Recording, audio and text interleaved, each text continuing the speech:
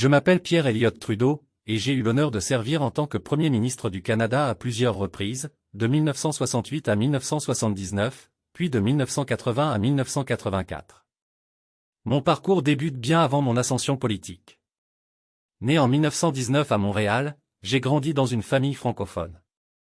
Après des études en droit, en économie et en politique, j'ai été profondément influencé par mes voyages et mes rencontres à l'étranger, notamment en France et au Royaume-Uni. Ces expériences m'ont forgé une vision progressiste pour le Canada, un pays que je croyais fermement capable d'équilibrer les droits individuels avec le bien commun. Mon entrée en politique fédérale s'est faite en 1965, lorsque j'ai été élu député de la circonscription de Mont-Royal sous la bannière du Parti libéral.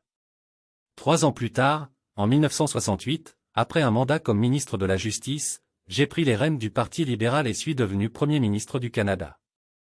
Ce moment a marqué le début de ce que certains appellent la Trudeaumanie, un phénomène où mon style décontracté et mes idées audacieuses ont captivé une partie de la jeunesse canadienne. Mon mandat a été marqué par plusieurs défis et réalisations majeures. J'ai toujours défendu l'unité nationale, en particulier face à la montée du séparatisme québécois.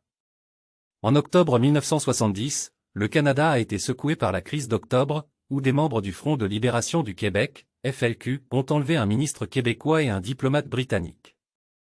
Face à cette crise, j'ai pris la décision controversée d'invoquer la loi sur les mesures de guerre pour restaurer l'ordre. Je me souviens avoir prononcé la célèbre phrase « Just watch me » lorsque des journalistes m'ont interrogé sur l'étendue de mes pouvoirs pour répondre à la situation. Sur le plan économique, les années 1970 ont été marquées par des périodes d'inflation et de récession mondiale.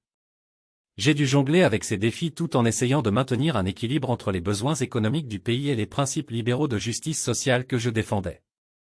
L'une de mes plus grandes réalisations a été la loi constitutionnelle de 1982, qui a rapatrié la Constitution canadienne, permettant ainsi au Canada de modifier sa propre constitution sans passer par le Royaume-Uni. Ce texte comprenait également la Charte canadienne des droits et libertés, qui garantit les droits fondamentaux des Canadiens. En 1979, j'ai brièvement perdu le pouvoir lors de l'élection contre Joe Clark, mais je suis revenu en force en 1980.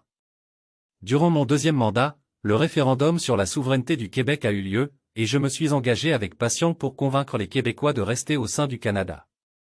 Le non l'a emporté avec 60% des voix, une victoire pour l'unité nationale. Mon dernier mandat a également été marqué par des défis économiques, mais la fierté de laisser derrière moi une constitution canadienne renforcée m'a permis de me retirer de la politique en 1984 avec un sentiment d'accomplissement. J'ai toujours cru en un Canada juste, bilingue et uni, où les droits individuels sont protégés, et c'est cet idéal que j'ai cherché à incarner tout au long de ma carrière.